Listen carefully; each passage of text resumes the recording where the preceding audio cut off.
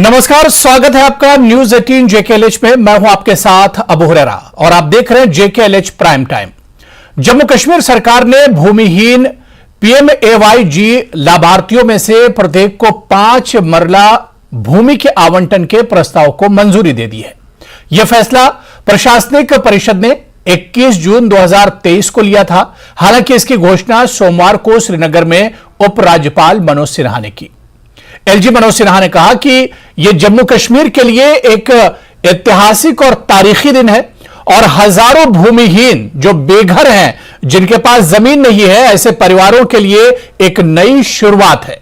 उन्होंने यह भी कहा कि यह ऐतिहासिक फैसला सामाजिक न्याय, समानता, सम्मान के लिए प्रशासन के प्रयास में एक सुनहरा अध्याय साबित होगा और सभी नागरिकों को समान अवसर इससे एक तरह से प्राप्त होंगे, समान अवसर इससे मिलेंगे।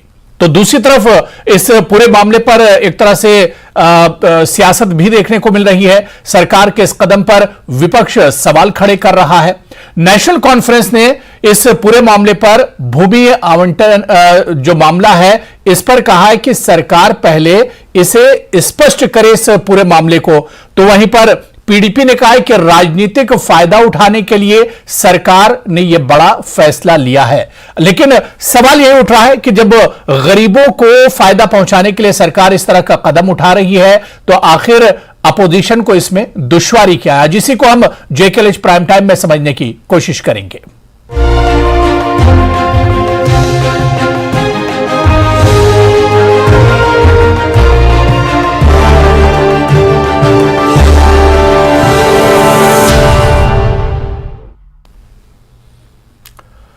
तो जम्मू कश्मीर में 1,99,000 परिवार ऐसे हैं जिनके पास घर नहीं है और इन्हीं बेघर परिवारों को एक छत देने के लिए, एक सहारा देने के लिए सरकार ने बड़ा कदम उठाया है। इसी पर आज हम चर्चा करेंगे। बहुत खास मेहमान मेरे साथ जुड़ रहे हैं। बहुत जल्दी अपने मेहमानों का आपसे इंट्रोडक्शन भी करवा देता हूं। मेरे साथ एडवोकेट आदित्य गुप्ता हैं, जो कि पीडीपी के लीडर हैं। मेरे साथ एडवोकेट मुजफ्फर इकबाल खान भी हैं, जो कि सीनियर लीडर हैं जेकेएनसी से। कुछ देर में बीजेपी और डीपीएपी के जो स्पोक्सपर्सन है वो भी हमारे साथ इस चर्चा में जुड़ेंगे। एडवोकेट आदित्य और एडवोकेट मुजफ्फर इकबाल खान जी, दोनों का बहुत स्वागत है, बहुत इस्तकबाल है जेकेएलएच प्राइम टाइम में। मैं एडवोकेट आदित्य गुप्ता जी आपसे ही शुरुआत करना चाहूंगा। पीडीपी और आप सरकार के इस फैसले को शक की नजर से देख रहे हैं। आज आपने जो ट्वीट किया है आदित्य गुप्ता जी, आपने उस ट्वीट में कहा है कि सरकार का ये जो फैसला है, सरकार इसमें राजनीतिक और वोट का फायदा दरअसल उठाना चाह रही है। आखिर सरकार के इस फैसले पर शक क्यों? देखिए सर, इसमें 2 फैक्टर्स कुछ बड़े इंपॉर्टेंट हैं जी। ये जो डेमोग्राफिक चेंज कोशिश कर रही है, एम आई क्लियर? या continue sir. Sir, am I audible? हाँ जी।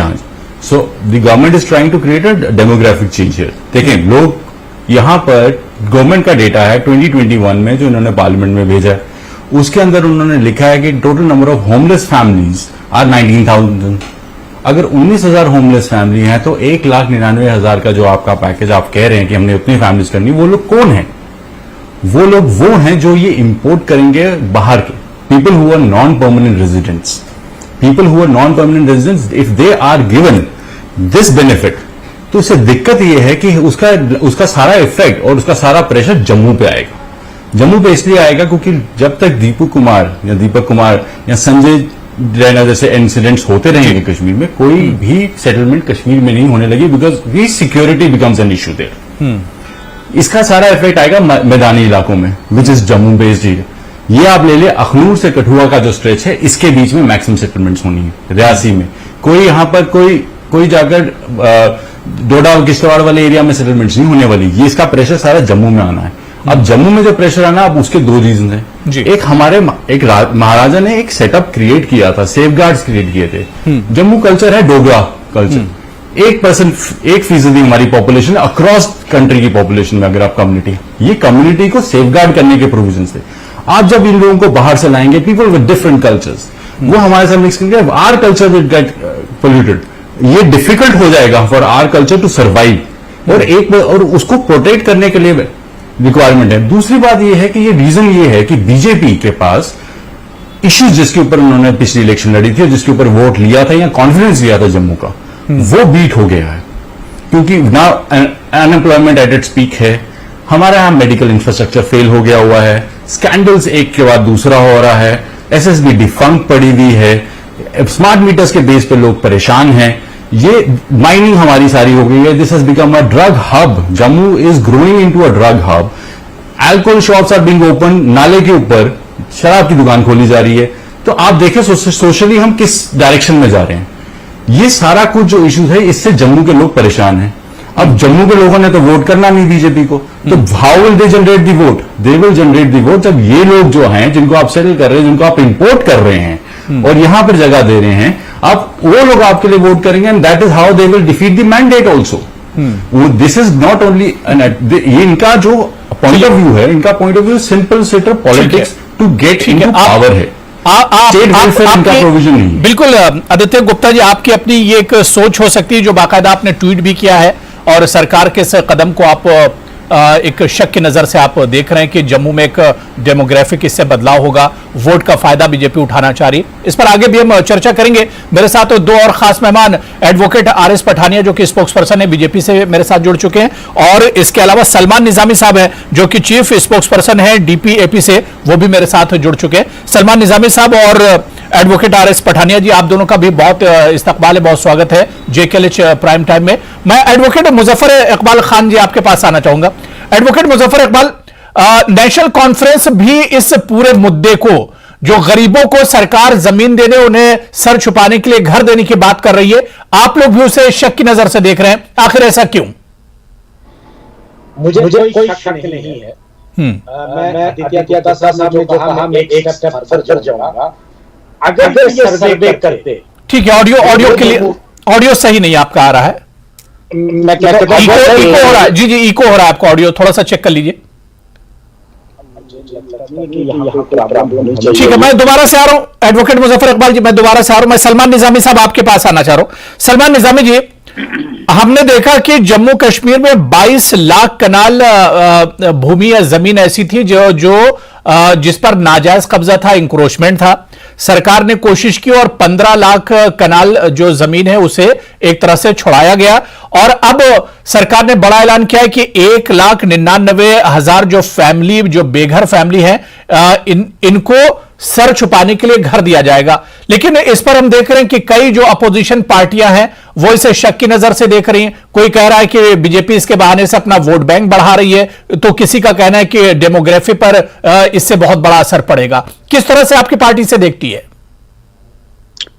देखिए, अबू हुरैरा साहब, जो स्टेटमेंट आया है, कभी कभी हम सरकार के अच्छे काम को अप्रिशिएट भी करते हैं, लेकिन मैंने इसमें जो, जैसे आपने जिक्र किया कि लैंड एविक्शन जो ऑर्डर आया था, उसमें भी आपने देखा कि सरकार का जो पीला पंजा था, वो जो है वो कुछ ही लोगों के ऊपर उन्होंने कार्रवाई की, लेकिन जो बड़े बड़े लोग थे उनको बचाने का काम किया, और गरीब लोगों पे वो पंजा चलाने का काम किया, जिसके पास 5 मरले की जमीन थी, जिसके पास 3 मरले की दुकान थी। और आज सरकार को व्हाइट पेपर इशू करना चाहिए कि ये होमलेस लोग कौन हैं। हमारी नजर में होमलेस लोग वो हैं जो बकरवाल कम्युनिटी से हैं, जो जम्मू से निकलते हैं कश्मीर, उनके कहीं घर है ना कुछ। तो लोकल जो जम्मू कश्मीर के लोग हैं जो होमलेस हैं, जो कई सालों से यहां रह रहे हैं, अगर सरकार उनको जो है ये जमीन देना चाहती है, हम वेलकम करते हैं। लेकिन अगर बाहर से लाके लोगों को यहां बसाने का काम, जो हमारा 35A में था, 370 था कि भाई ये कानून जो है मुल्क की 9 रियासतों में भी नाफिज है कि बाहर का शख्स यहां जमीन नहीं खरीद सकता, बाहर का शख्स यहां नौकरी नहीं खरीद सकता। तो लड़ाई हमारी वही है। हम यही सरकार जो है भाजपा की, इन्होंने आंध्र प्रदेश में कहा कि हम आपको स्पेशल स्टेटस देंगे, लेकिन जम्मू कश्मीर में जो है अगर होमलेस लोग हैं उनको आइडेंटिफाई करिए। हमारी नजर में जो है वो वही लोग हैं जो होमलेस हैं, बकरवाल कम्युनिटी से, बाकी कम्युनिटी से, जो कई सदियों से यहां रह रहे हैं।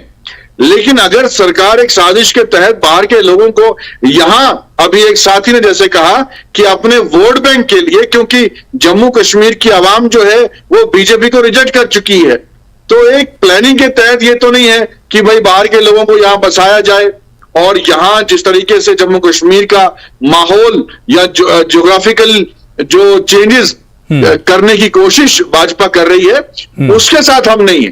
तो सरकार को साफ करना चाहिए कि किन लोगों को आप जो है इसका फायदा पहुंचाना चाहते हैं। इसे हम पठानिया जी से समझेंगे, पठानिया जी से इसे हम समझेंगे जो सवाल आप लोग उठा रहे हैं। एडवोकेट मुजफ्फर इकबाल जी, जो सवाल मैंने आपसे किया था और इस पर रविंदर रैना का भी आज बयान आया, जो सरकार का कदम है, उन्होंने कहा कि रोशनी जैसी जो योजनाएं आई थी, स्कीमें आई थी, उस पर लोगों को बेवकूफ बनाया गया, लेकिन अब सरकार गरीबों को सर छुपाने के लिए बाकायदा घर दे रही है, 5 मरले भूमि और जमीन मिलेगी।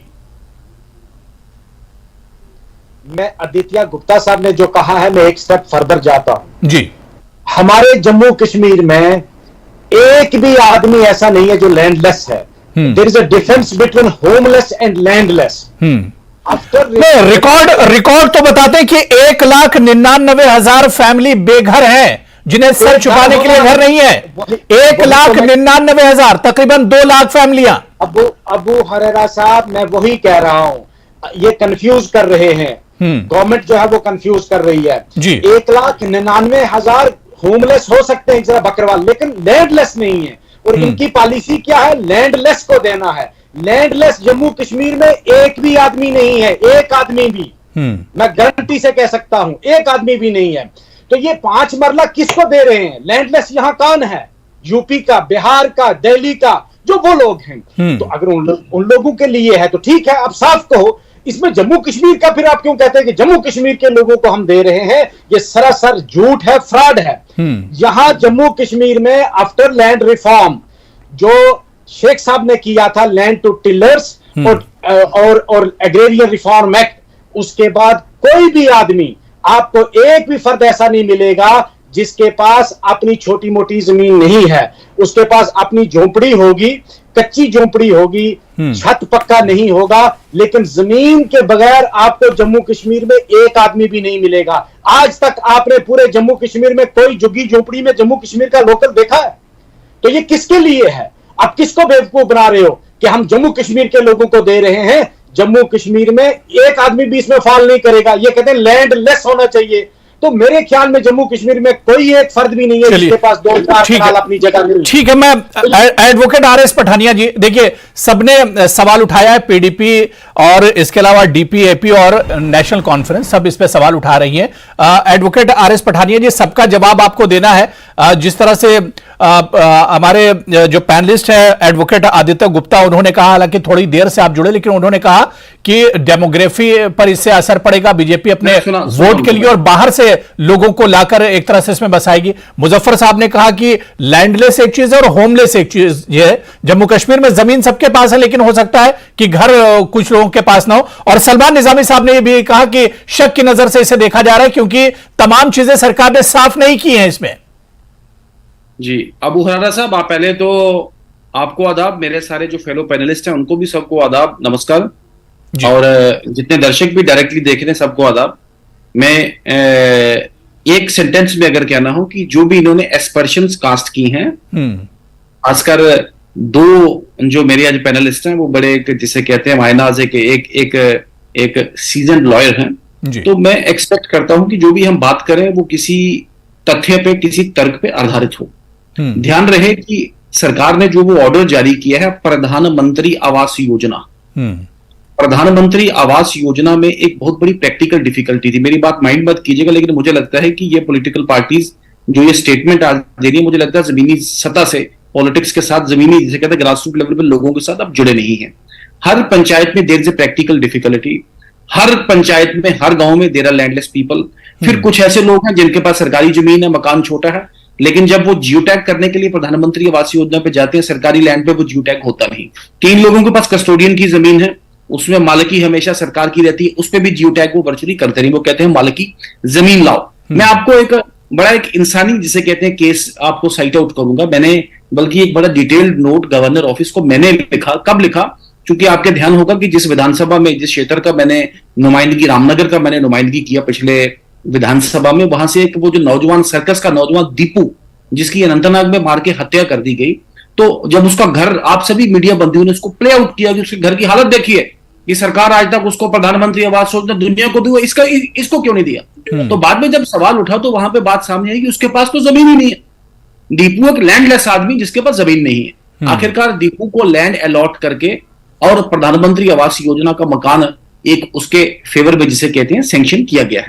अब आपके ध्यान में रहे, अब ये जो नॉन रेजिडेंट्स की बात करें, अरे भाई प्रधानमंत्री आवास योजना का जो मकान है वो किसी भी नॉन जम्मू एंड कश्मीर, पहले तो हम स्टेट सब्जेक्ट कहते थे, अब कहते हैं हम डोमिसाइल, उसको मिल ही नहीं। आवास योजना देखिए, प्रधानमंत्री आवास योजना एक अलग चीज है और 5 मरले जो आप भूमि दे रहे हैं, जो जमीन दे रहे हैं, वो दूसरी चीज है। आवास योजना के लिए जी प्रधानमंत्री आवास योजना सर, ये आप सरकार का ऑर्डर है। ये प्रधानमंत्री आवास योजना में अगर सरकार का आप उसमें वो देखें कि 1.89 लाख जो लोग हैं रूरल डेवलपमेंट ने आइडेंटिफाई किए हैं जिनको प्रधानमंत्री आवास योजना में क्वालिफाई करते हैं, लेकिन उनका मकान जियो टैग नहीं हो पा रहा। आजकल जियो टैग का प्रावधान है कि पहले जियो टैग करके उसका लोकेशन बताना पड़ेगा, कौन सी लोकेशन पे आप काम करने वाले हैं, कौन सी लोकेशन पे मकान बनाने वाले हैं। 2711 और इंक्लूडिंग दीपू जो अनंतनाग में मार दिया गया और वो बिल्कुल लैंडलेस था।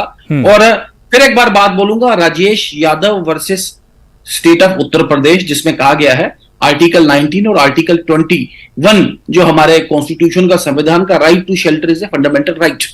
और बार बार जो केंद्र सरकार हाउसिंग फॉर ऑल की बात कर रही है, जिन लोगों के पास लैंड नहीं, या सूटेबल लैंड नहीं, मैंने कहा किसी के पास कस्टोडियन है, किसी के पास सरकार है, जहां पे rural development department geo tag नहीं कर पा रहा, तो ये जो प्रावधान है, ये जो प्रैक्टिस है, उन लोगों के लिए है कि सरकार अपने हाउसिंग फॉर ऑल के और जो कॉन्स्टिट्यूशन का जो कॉन्स्टिट्यूशनल कमिटमेंट है शेल्टर नहीं, इस पर पीडीपी ने कहा, जिस तरह से यहां पर आदित्य गुप्ता उन्होंने कहा कि डेमोग्राफी पर असर पड़ेगा। बीजेपी की नजर सिर्फ वोट बैंक पर है, वोट बैंक इससे बहाने बनाना चाह रही है बीजेपी। Absolutely not. ये जितने भी बातें जो आगे पीछे की मैं नाम नहीं लूंगा किसी खेवेश पॉलिटिकल पार्टी या किसी प्रवक्ता। आदित्य गुप्ता आप बीच में बोल सकते हैं, आप बीजेपी के स्पोर्ट्स पर्सन सवाल कर सकते हैं। आदित्य, समझ, सूझबूझ और जिसे कहते हैं संयम से परे है जो उनका यस पर्सन। जी आदित्य गुप्ता जी। सर चलो, जैसे भी सर देखिए, फैक्टर ये है कि जब गवर्नमेंट ने खुद नोटिफाई किया 2021 में कि 19,000 होमलेस पॉपुलेशन अवेलेबल है, फैमिलीज अवेलेबल है, तो 1,99,000 यूटिलाइज कहां करने लगे। एक दूसरी बात मैंने ये कहा है कि इसका पर्पज ये है कि आप यहां पे डेमोग्राफिक चेंजेस कर रहे हैं, आप लोग बाहर से इंपोर्ट कर रहे हैं। See, you are not enriching J&K, what you are doing, you are importing poverty into J&K। और वो पर्पस जो है वो आपका सामने दिख रहा है जब आपके रिक्विजिट्स में, क्या आपने रिक्विजिट में बोला है कि permanent residence of erstwhile state of Jammu and Kashmir को ही एलिजिबिलिटी मिलेगी इसकी? क्या आपने स्पष्ट किया है उस चीज को? जब आप उसके बारे में लूप होल्स छोड़ते हैं, वो आपने लूप होल्स क्यों छोड़े हैं? उसका पर्पस आइडेंटिटी क्लियर है कि आप बेसिकली यहां पर लोग बाहर से लाकर बसाना चाहते हैं। आरएस पठानिया बिल्कुल पूरा अपोजिशन इसी पर सवाल उठा रहा है कि बीजेपी बाहर से लोगों को लाएगी और उन्हें जमीन देगी और उन्हें बसाएगी और वोट का इस्तेमाल करेगी। इसके अलावा 3 कागज, सर उसका फर्दर इफेक्ट है। नहीं, पठानिया साहब एक second, you can answer me once I am done. आप मेरी बात सुने, you can answer me once I am done. इसका इफेक्ट एक और जगह पड़ेगा पठानिया साहब, इसका फर्क वहां पे पड़ेगा जब ये फैमिलीज यहां सेटल होंगी। हमारे पास आगे इंफ्रास्ट्रक्चर नहीं है यहां पर, there is absolutely no infrastructure. तो वो आगे इंफ्रास्ट्रक्चर इतना प्रेशर में है, ऊपर से ये लोग आएंगे, मेडिकल इंफ्रास्ट्रक्चर हमारा टोटल कोलैप्स है। मैंने आपको पहले भी ये बात बार बार कही है। अनएम्प्लॉयमेंट हमारे यहाँ इतनी पीक पे है, करप्शन यहां पर इतनी ज्यादा हो गई है, कोई गवर्नेंस नाम की चीज नहीं है। हम लोग आगे उस जल्दी से जवाब दीजिए, मैं फिर यहाँ से लोग और इंपोर्ट करके हमें लाकर दे रहे थे। ठीक है, जल्दी से जवाब दीजिए। सलमान निजामी साहब आपके पास भी आ रहा हूँ जी। मैं अपने फेलो पैनलिस्ट के ध्यान में ले आऊं कि प्रधानमंत्री आवास योजना के मकान के लिए सबसे पहले वहां का राशन कार्ड आपको चाहिए, उसके बाद आपका बैंक अकाउंट चाहिए, बिना प्रूफ ऑफ रेजिडेंस के बैंक अकाउंट आपका खुलेगा नहीं, फिर जमीन का नकल चाहिए। उस रिक्वायरमेंट को डिस्पेंस भी किया गया कि जमीन की नकल के बिना भी उसको जिसे कहते हैं मकान। और 2011 के सेक्स सर्वे में, 2011 का जो सेक्स सर्वे 2021 में भी तक जिसे कहते हैं पॉपुलेशन सेंसस हुआ नहीं है, 2011 के सेक्स सर्वे में उसका नाम चाहिए। नहीं सर, मुझे लगता नहीं कोई बिहार वाला, यूपी वाला इन कंडीशंस को क्वालिफाई कृपा करके उसमें आप भी समझते हैं कि इसकी जिसे कहते हैं, ये नहीं को मैं पढ़ा रहा हूं तो आपको पता है, ये लीगल नुएंसेस आपको पता है, लेकिन कृपा करके इस पे राजनीति ना करें। दीपू जैसे लोगों को मकान मिला है इस सरकार के आदेश के मुताबिक, और 2000 एडवोकेट मुजफ्फर इकबाल, ठीक है, बात हो गई, मैंने बहुत समय दे दिया, पठानिया जी मैंने समय दे दिया, आदित्य गुप्ता जी मैंने दोनों लोगों को समय दे दिया। मैं मुजफ्फर इकबाल साहब और सलमान निजामी वेट कर रहे हैं। मुजफ्फर इकबाल जी आपको सवाल करना चाह रहे हैं, लेकिन यहां पर आरएस पठानिया जी ने क्लियर कर दिया कि ये जो जमीन दी जाएगी ये बिहार और यूपी या बाहर के जो नॉन लोकल्स हैं उनके लिए ये जमीन नहीं है। मेरा पठानिया साहब से एक ही सवाल है, क्या इस आर्डर में ये सिर्फ इसलिए जमीन दी जा रही है कि प्रधानमंत्री आवास योजना के लिए, या हर लैंडलेस को दी जा रही है? उसमें ये तो कोई क्लैरिफिकेशन है नहीं है कि भाई ये उस पर्पस के लिए है। उन्होंने कहा है कि इनको पहले जमीन दी जाएगी और फिर इंदिरा आवास योजना वो अलग चीज है। जमीन अलॉटमेंट दे दी जाएगी लैंडलेस को, नॉट होमलेस, लैंडलेस को। लैंडलेस हमारे यहाँ कोई आदमी है नहीं है, मोस्टली वो वही लोग हैं जो यहाँ आकर झुग्गी झोपड़ी में बसे हैं। अगर ये उनके लिए मिलते तो अब साफ कहो कि अब उनको यहाँ भाई जगह देना चाहते हैं, क्योंकि हमारे पास अब इतना एक्स्ट्रा हो गई है जगह, हमारे पास एक्स्ट्रा डेवलपमेंट हो गई है कि यहाँ के लोगों को जरूरत किसी चीज की नहीं है। पिछली बार आपने क्या किया कि यहाँ जो बने हुए थे फ्लैट्स यहाँ के लोगों के लिए, कश्मीरी पंडित्स के लिए, वो आपने बाहर के लोगों को दे दिए, नॉन स्टेट सब्जेक्ट्स को देंगे जी, जो out of Jammu and Kashmir उनके लिए है। ठीक है, पठानिया जी आपका जवाब देंगे। मैं सलमान निजामी जी का रिएक्शन ले लेता हूं, उसके बाद पठानिया जी दोनों लोगों का जवाब दे देंगे। सलमान निजामी जी देखिए, जम्मू कश्मीर में ये पॉलिसी नहीं थी, अब ये पॉलिसी है। हालांकि आप देश के दूसरे राज्यों में देखिए ये पॉलिसी पहले से है, वहां पर जमीन ली जा सकती है और वहां पर घर बनाया जा सकता है। अब जब जम्मू कश्मीर में गरीबों के लिए, जिन गुज्जर बकरवाल की आप बात कर रहे हैं, क्योंकि 1,99,000 फैमिली जो बेघर है सलमान निजामी साहब, उसमें 1,83,000 गांव की फैमिलियां हैं जो आउटस्कर्ट्स में रहती हैं, जो गांव देहात में रहती हैं। फिर इस पर सवाल क्यों? हैरानगी मुझे इस बात की है कि जब गुलाम नबी आजाद साहब वजीर आला थे या उनके पहले जो सरकार थी, तो रोशनी स्कीम का मकसद यही था कि जो कई सालों से जिनका सरकारी जमीन पे कब्जा है या उन्होंने जो है सरकारी जमीन कुछ रकम अदा करके खरीदी है, तो वो रोशनी स्कीम के तहत उनको अलॉट की गई थी। तो जो उसमें यह था कि जो कई बरसों उस जमीन पे रहते हैं या अपना अनाज उगाते हैं, तो एक क्राइटेरिया था जी। तो आज आप, जैसे मुजफ्फर साहब ने सही बात कही कि भाई आप आज क्राइटेरिया क्या है, आपने कैसे आइडेंटिफाई किया? आप एक फ्लैट, जैसे अभी मुजफ्फर साहब ने कहा, फ्लैट आपने बनाए, वो बनाए थे कश्मीरी पंडितों के लिए, लेकिन बसाया आपने बाहर के लोगों को। तो इसलिए अगर आप होमलेस और जो लैंडलेस लोगों को आप पहले कैटेगराइज करिए कि ये जमीनें किसको आप दे रहे हैं, क्या बाहर के लोग हैं या हमारे अपने जम्मू कश्मीर के लोग हैं जो कई सालों से लैंडलेस हैं।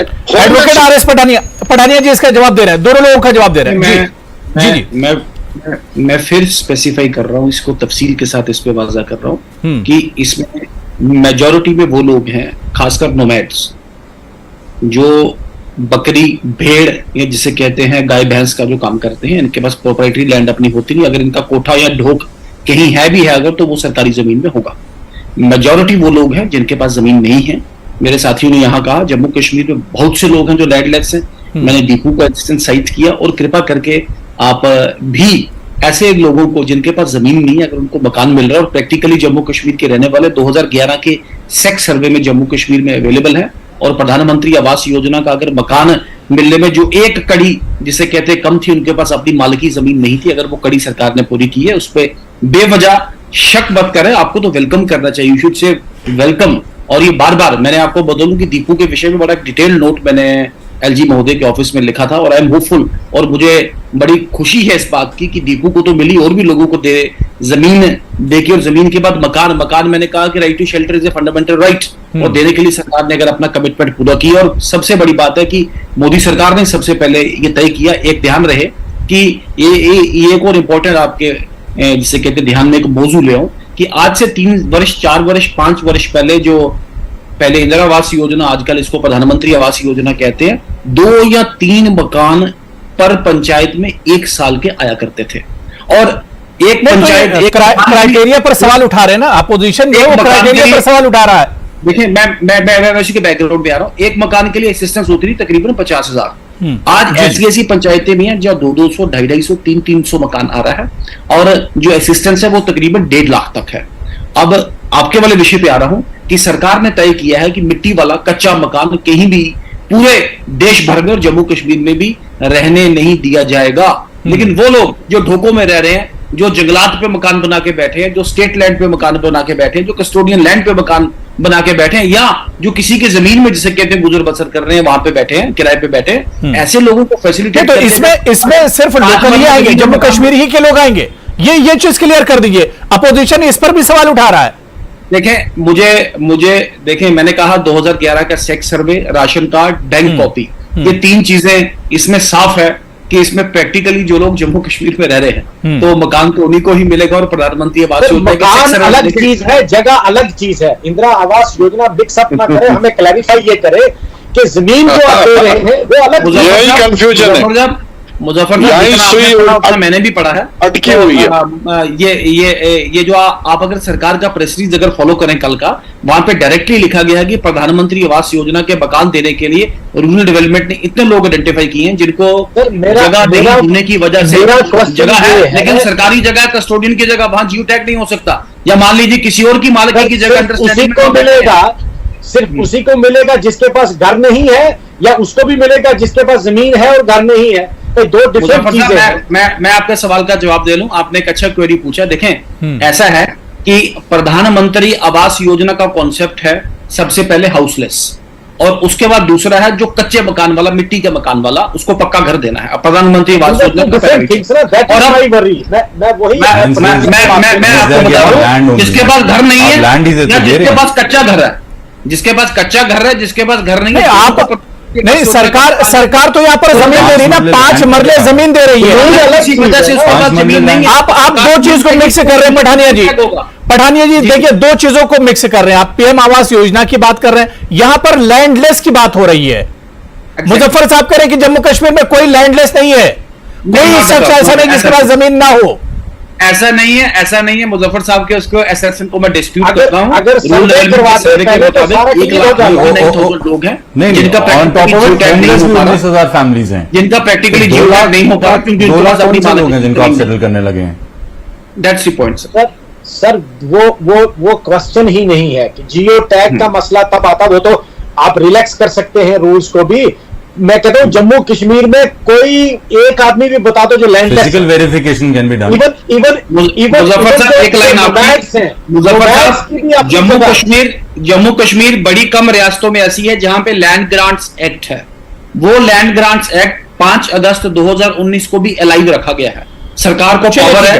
ठीक है, देखिए तो समय की कमी है, समय लैंडलेस होना बड़ा इंपॉर्टेंट है। एडवोकेट आरएस पठानिया जी, मेरे पास समय की कमी है। एडवोकेट मुजफ्फर इकबाल जी, समय की मेरे पास कमी है, लेकिन सरकार का एक बड़ा कदम है, इसे वेलकम किया जाना चाहिए। लेकिन इसके अलावा अगर अपोजिशन के कुछ सवाल हैं, अपोजिशन के कुछ खदशात हैं, तो सरकार को उन्हें भी दूर करना चाहिए। और इसके अलावा जहां तक इस फैसले की बात है तो यह फैसला अच्छा है, गरीबों के हक में है। गुज्जर, बकरवाल और गांव देहात के जो लोग हैं इससे फायदा उठाएंगे, लेकिन अपोजिशन के जो सवाल है उन सवालों का जवाब भी सरकार को देना चाहिए। सभी पैनलिस्ट का बहुत बहुत शुक्रिया। जेकेएल प्राइम टाइम में फिलहाल इतना ही। नमस्कार।